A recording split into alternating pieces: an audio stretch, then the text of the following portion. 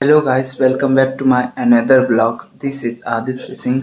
आज मैं आपको पढ़ाऊंगा एनसीईआरटी से अपने cell unit of life chapter को शुरुआत से। तो आप बने रहिएगा, कहीं जाइएगा नहीं। ये मेरा पहला ब्लॉग है जो कि मैं स्टडी के ऊपर बना रहा हूँ, तो मेरे साथ ही रहिएगा।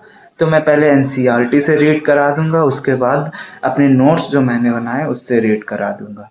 तो देखिए, चलते हैं, आगे बढ़ते हैं। अपनी आप भी अपनी एनसीईआरटी खोल सकते हैं और मेरे साथ जो मैं टिक लगा रहा हूँ उसमें आप टिक लगा सकते हैं। देखिए, मैंने अपनी एनसीईआरटी में चैप्टर खोल लिया है और आप भी खोल सकते हैं। तो देखिए, सबसे पहला जो टॉपिक आएगा वो है व्हाट इज सेल।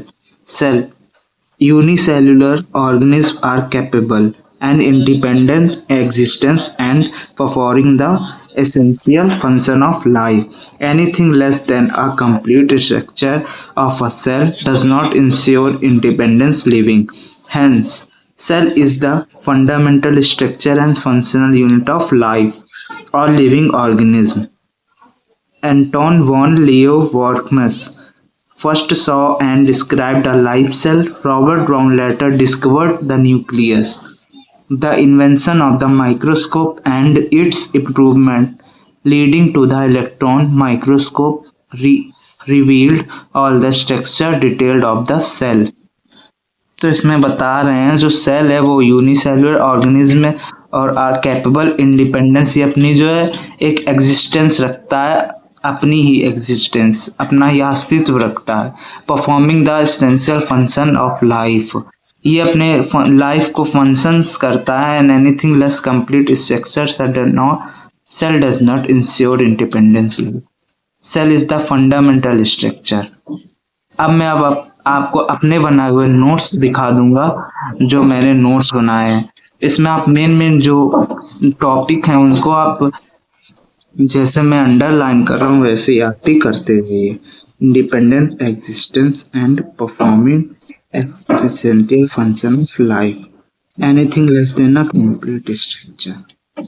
आप लोग मेरे साथ भी पढ़ते हैं, जितनी बार मैं पढ़ा हूँ उतनी बार भी आप पढ़ते जाइए, तो इससे आपको भी फायदा है, मुझे भी फायदा है। Hence, cell is the fundamental structure. Cell is the fundamental structure and functional unit of all living organisms. Anton van Leeuwenhoek, इनका नेम जरूर, इनने फर्स्ट सॉ पहली बार डिस्क्राइब्ड किया था लाइव सेल, एक जिंदा सेल को इनने डिस्क्राइब्ड किया था। तो मेन है, इसको जरूर टिक मार्क कर लीजिएगा, अंडरलाइन कर लीजिएगा। ये एनसीईआरटी में आ चुका है, नीट के पेपर में भी। रॉबर्ट ब्राउन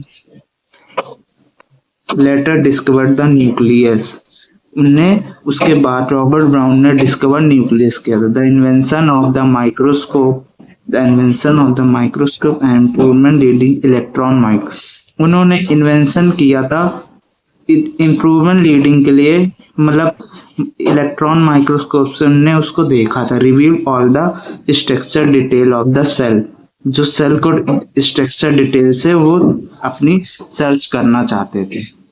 अब मैं आपको अपने नोट्स दिखाऊंगा, जो मैंने नोट्स बनाए वो आप भी बना सकते हैं।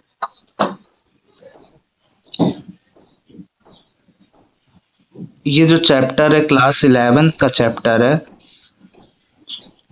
देखिए, मैंने सेल के बारे में लिखा, cell differentiate living from non living.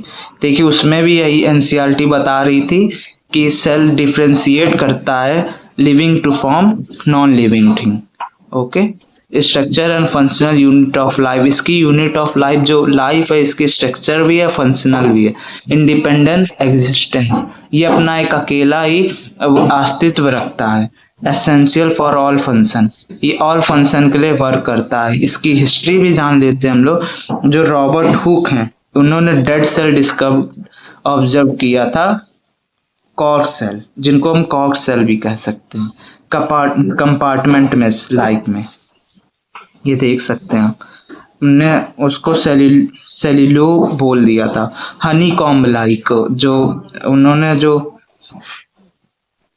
ये जो दूसरे साइंटिस्ट हैं जिन्होंने सेल डिस्कवर्ड किया था, डिस्क्राइब्ड किया था, सॉरी, एंटोन वॉन, इन्हें सेल्फ डिजाइन माइक्रोस्कोप से किया था, first one to observe living cell. इन्होंने ही जिंदा सेल को ऑब्जर्व किया था। और ये जो रॉबर्ट हुक है, इन्होंने डेड सेल को ऑब्जर्व किया था। तो इस बात का ध्यान जरूर रखना है आपको कि ये उसमें आ सकता, who described the living cell, who described the dead cell. Okay, जैसे कि living cell RBC, bacteria, protozoa, spermatozoa. Okay, और जो रॉबर्ट ब्राउन है उनने तो डिस्कवर किया था न्यूक्लियस, वो तो आपने एनसीईआरटी में भी लिखा है। और प्यूकिंस प्रोटोप्लाज्म, ये भी उन्होंने ही ऑब्जर्व किया था।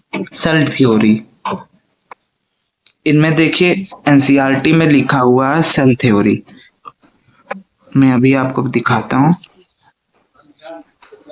इन 1838 मैथेसियन सेचुअल, जर्मन बोटेनिस्ट, ये जर्मन बोटेनिस्ट 1938 में examined a large number of plants and observe all living thing. All plants are compound of different kind of cells which form the tissue of the plant at about the same time.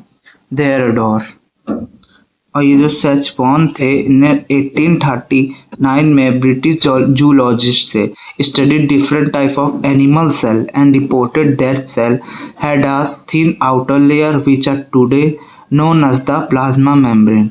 He also concluded based on his study on plant tissue that presence of all cell wall in unique character of the plant cell. On the basis of this, Sarswan proposed the hypothesis that the bodies of animals and plants are composed of cell, are produced of cell. Sachdean and Sarswan together formulated the cell theory. This theory, however, did not explain us how new cells were formed. Rudolf Virchow, ये new scientist in 1855 first explained the cell divided and new cells. मतलब cell जो है वो divided करते हैं new cell.